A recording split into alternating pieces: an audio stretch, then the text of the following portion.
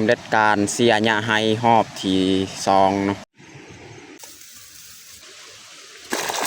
ตัวนี้อีกมาใส่เนาะ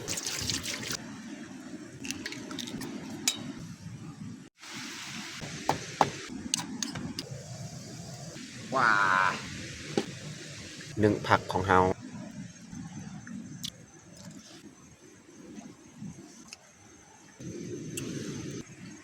อย่าลืมกดไลค์กดแชร์และกดติดตามเด้อพี่น้อง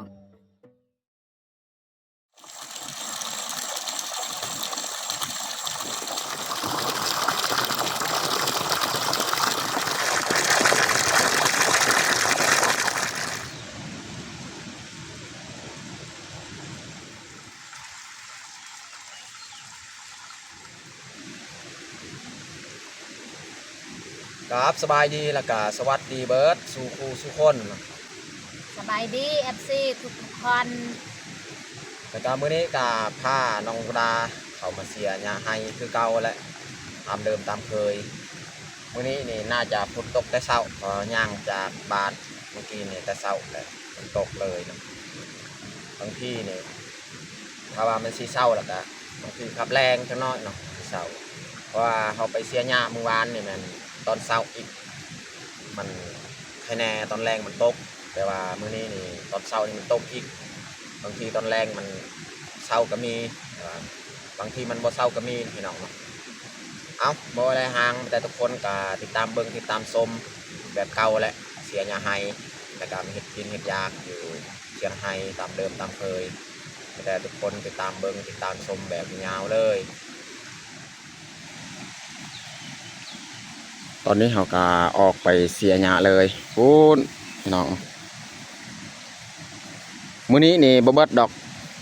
เขาก็เบิ่งก่อนว่าสิเบิดหรือบ่มื้อนี้ไปเบิ่งนำกันเนาะถ้าว่าฝนบ่ตกนี่เขาเร่งฮอดแรงบางทีสิเบิดเลยเนาะพูนพี่น้องเนาะย่างทั้งหันถ้าว่าฝนตกจังน้อยนี่บางทีบ่เบิดก็มีเนาะปะมื้ออื่นเขาก็เบิ่งก่อนจังน้อยเบิ่งสภาพเนาะถ้าว่ามันเบิดก็เป็นการดีเนาะพี่น้องเนาะเสียหญ้าให้หอบที่สองหอบที่สามหอบกระต่ออีกทั้งลุ่มนี่แหละนี่พี่น้องเบิ่งในหญ้านี่อันนี้เขาเสียแล้วหอบซองนี่หญ้ามันก็หกคือเก่านี่เราก็ต้องได้ต่อหอบสามอีกแต่ลุ่มอีกผมมีวันพักวันพรพี่น้องเนาะเสียหญ้าตลอดจนกลัวเขามันสีตั้งท้องจนมันออกควงแล้วจึงหยุดการเสียหญ้าให้พี่น้องเอามันจะเอากระสีขึ้นไปเสียเลยบุหัวสีแล้วหรือบอเนาะเอาต้องเล็งมือนี้เนาะ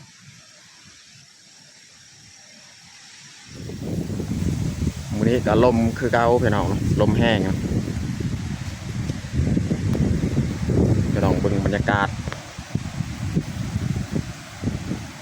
ช่วงลมพัดบ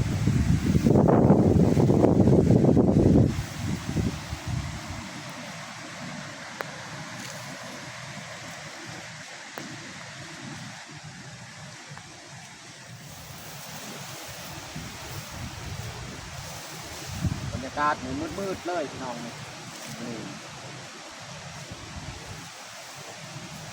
ไปฝนตกแต่เช้าแล้ว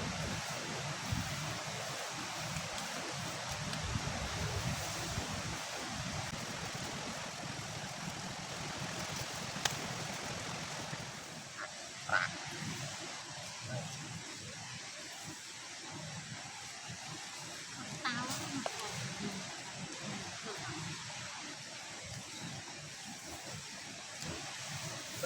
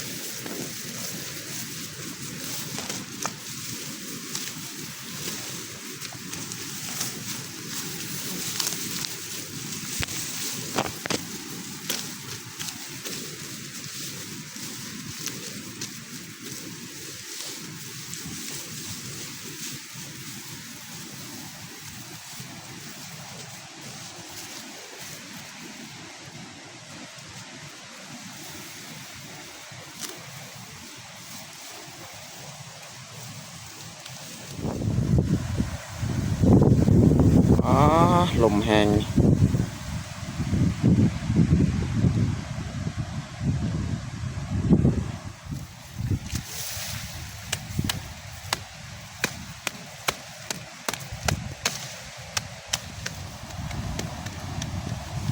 ตอนนี้ก็พอดีสำเร็จเลยพี่น้องเนาะเฮาเสียหญ้าให้ของเฮาสำเร็จพอดีฝนก็มาแล้วพี่น้องนี่สำเร็จการเสียหญ้าให้หอบที่2เนาะพูดได้ลุ่มเนาะเสียหอดนี้เลยสำเร็จเสร็จสิ้นเลยพี่น้องเนาะเอากาสีพักเลยฝนมาแล้วลมก็แห้งอีกพอดี12 โมงตรงมงจับนี่แหละพอดีแล้วเอาเสียหญ้าแต่เอากาสีพักพรคิดว่าบ่แล้ววังกีเนี่ยเพราะว่าหญ้ามันหกนี่เสียไปเสียมานี่ฮอต12 โมงพอดีแล้วเลยสำเร็จเสร็จสิ้นเสียหญ้าให้หอบ2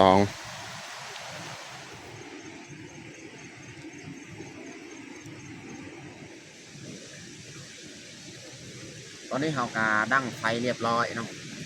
เราสิไปเก็บผักเนาะส่วนน้องนาก็เป็นลงเสียหญ้าต่ออีกนี่ฮากาแล้วหอบที่2อันนี้น้องมุนาก็ลงต่ออีกหอบที่3อีกทั้งลุ่มเชียงไฮ้หญ้ามันหกแห้งแหละขนาดเสียต่ออีกคอยกะเฮ็ดอาหารการกินว่าน้องนาว่าผู้นึงเฮ็ดของกินผู้นึงก็ต้องได้ไปเสียหญ้าผู้นึงเฮ็ดของกินก็พอแล้วจึงบ่เสียเวลาผู้นึงไปเสียหญ้าเนาะแบบนั้นมันจะแบ่งกันวันนี้เราสิไปเก็บยอดปึกบอนแล้วจึงมาเฮ็ดอาหาร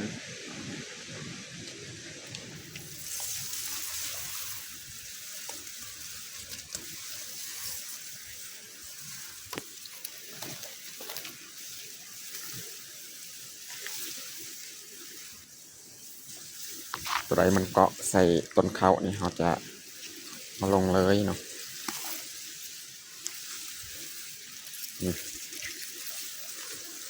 ยอดอื่นแบบนี้เราลง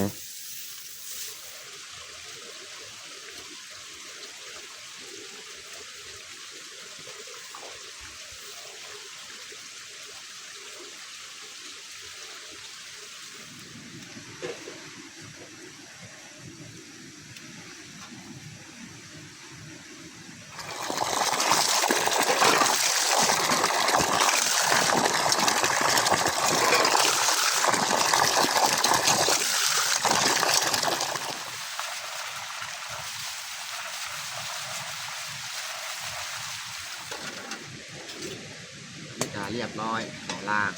คือผักกล้วยบวงนี่เขากระซีมาเฮ็ดไก่พี่น้องไก่ซ้ำนวยเอาเรามาตุ้นไก่น้ำมันก็มีอยู่แต่ว่าเขาอยากเห็ดเมนูแบบตุ้นนิดหน่อยก็คือเขาสิเอานี่เนี่ยเอาไม้โตเห็ดเมื่อนัดเลยไม้โตเก่าเนี่ยเอามาใส่นี่เลย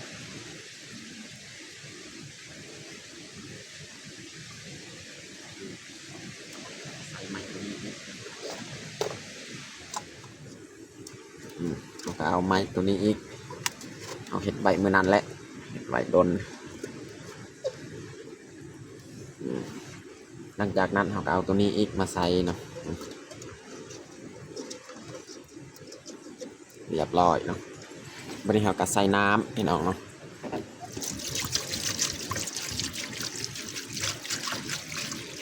พอแล้วสำนีเนาะ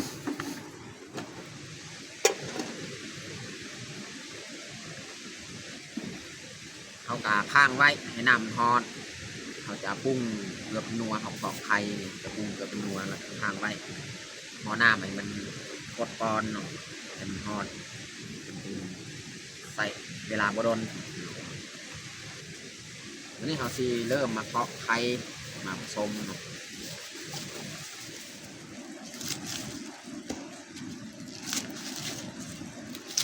ซอยหอมบัว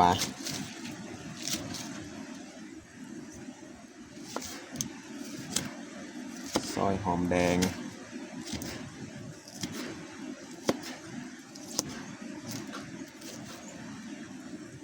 ซอยหมักพริกดิบหมักพริกเขียว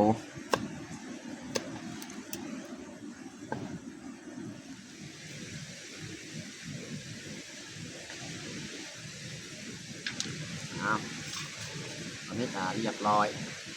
ซอยเครื่องหอมเลยครับมาเพาะไข่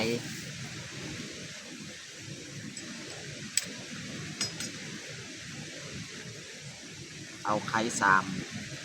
หน่วย3 ฟอง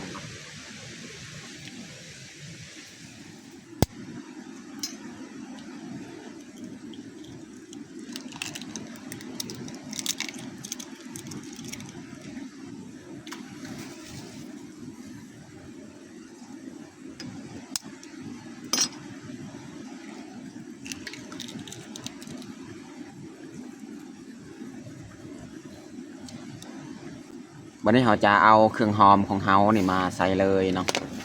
เราก็ซอยไว้เรียบร้อยโรยลงไปเลยมื้อนี้บ่มีมักพริกแดงพี่น้องเนาะพริกเขียวใส่เกลือแบบประมาณนี้แหละเกลือใส่ผงนัวประมาณนี้แหละวันนี้เราจะผสมเลย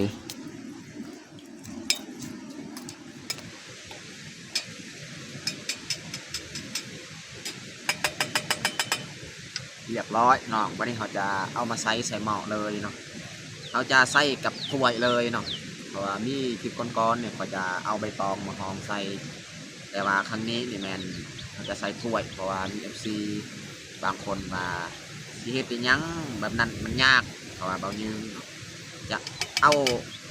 ถ้วยเล็กแบบนี้นี่มาใส่เลยมันจะง่ายกว่าเพิ่นว่าพอดีเบายืนก็เฮ็ดตามที่เพิ่นบอกเลยเนาะวันนี้เขาจะใส่เลยเนาะนี่เขาก็วางใส่แบบนี้แหละน้ำก็ใกล้จะฟดแล้วนี่หลังจากนั้นเขาก็เอาผ้าอัดใส่เนาะ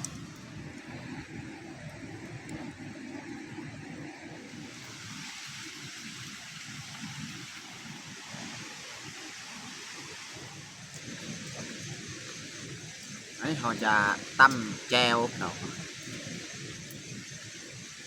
อันนี้ก็ใกล้สิสุกแล้วเป็นอายมันโฟเลยเขาสิมาตั้มแจวเพราะว่าจะมาเขาสิเอาผักของเขาอีกมาลวกเนาะ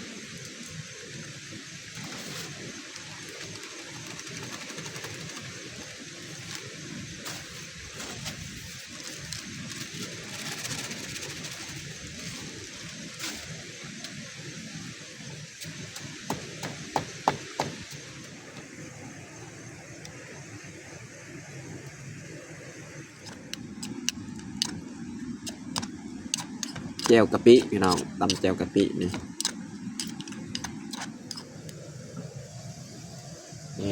พี่น้องสุกเรียบร้อยแล้วนี่มันจะกล้ามแล้วโอเคสุกแล้วว้าฮอตวันนี้เราซีมานึ่งพักอีกครับผักต่ออีก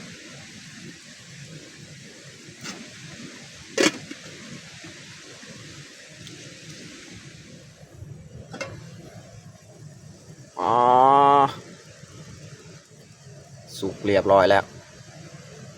นึ่งผักของเราอันนี้จะปรุงเลยลวกผักของเราเรียบร้อยนะ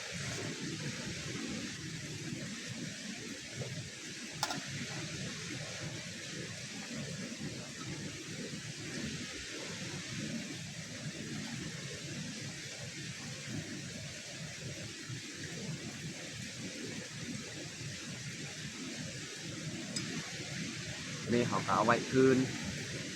มื้อหน้ามื้อเนยยังสิใส่เขาก็ใส่ต่ออีกเนาะตอนนี้ก็เรียบร้อยเขาแต่งข้าวของเฮาอันนี้ก็คือแจวกะปิเนาะแล้วก็ลวกยอดมะอึแล้วก็ไข่ตุนพี่น้องเนาะสดๆร้อนๆเลยนะสำหรับอาหารเที่ยงของเฮากับบัดชมีแหละตอนนี้ก็เรียบร้อยเขาแต่งข้าวของเฮาเหมือนเขาจะลงมือกินข้าวเที่ยงเลยเอามาเด้อพี่น้องมากินข้าวเที่ยงน้ำกัน เอามาเด้อทุกคนมาเป็นข้าวเที่ยงน้ำกัน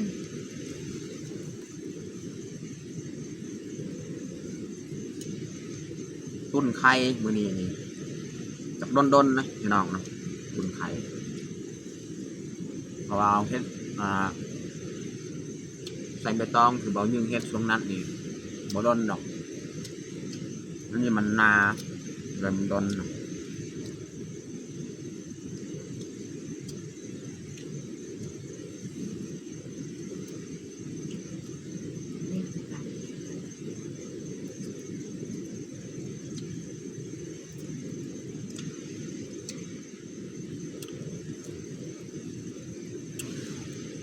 มื้อนี้แหละพี่น้องสำเร็จ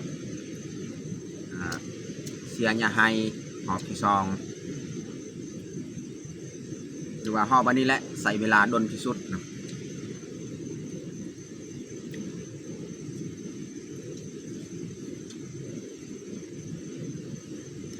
ส่วนหอบที่3นี่มันเอาเสียหญ้าบนได้แบบพกที่สุดเอาไปหาเสียบอทันไปเสียเบัดเลยนะหอบที่3เพราะว่าเข้าของเขากับลายบอลนี่ต้องทองแล้ว